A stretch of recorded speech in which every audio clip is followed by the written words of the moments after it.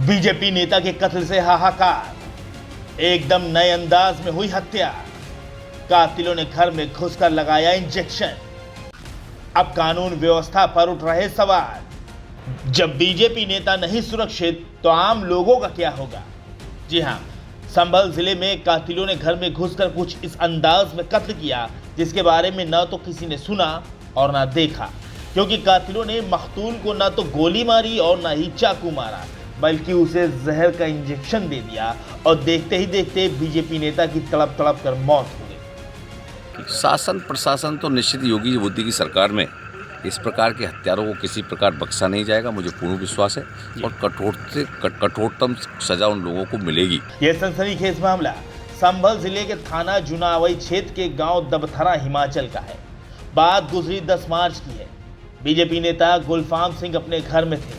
गुलफाम उस जगह बैठे थे जहां उनके घर के जानवर बांधे जाते हैं। इसी दौरान बाइक सवार 3 युवक वहां पहुंचे।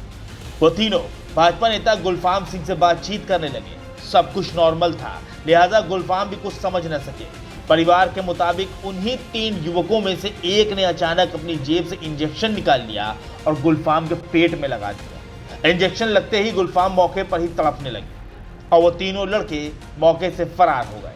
आनन फानन में गुलफाम सिंह के परिवार को मामले की जानकारी दी गई, जिसके बाद गुलफाम सिंह यादव को सीएससी पहुंचाया गया, लेकिन उनकी गंभीर हालत को देखते हुए तुरंत अलीगढ़ भी रेफर कर दिया गया। लेकिन रास्ते में ही गुलफाम सिंह यादव ने दम तोड़ दिया। ये है राजनीतिक कारणों से हुई है, और वर्तमान में जो राजनीतिक परिस्थितियां हैं वो ये है कि इनका बेटा ब्लॉक प्रमुख का चुनाव हार गया है। ये भी कारण हो सकता है। गांव के प्रधान चले आ रहे हैं तो ये जो लगातार जहरीले इंजेक्शन की बात आ रही है, जहरीले इंजेक्शन और गोली दोनों ही हो सकती है। ये स्पष्ट नहीं है, पोस्टमार्टम के बाद पता चलेगा। किसने दिया है, ये किस पे आरोप है? नहीं, अभी तो क्लियर नहीं कह सकते। गांव के लोगों ने पहचाना जरूर है, हम नहीं कह सकते क्योंकि मौके पर नहीं थे उस समय। हम तो घर में ही आ गया था जो? हाँ, घेर में है इनका, घर से घेर थोड़ी दूर है, घेर में बैठे थे, वहाँ पहुँच गए। बीजेपी नेता की हुई इस तरह हत्या से पुलिस के भी हाथ पांव फूल गए।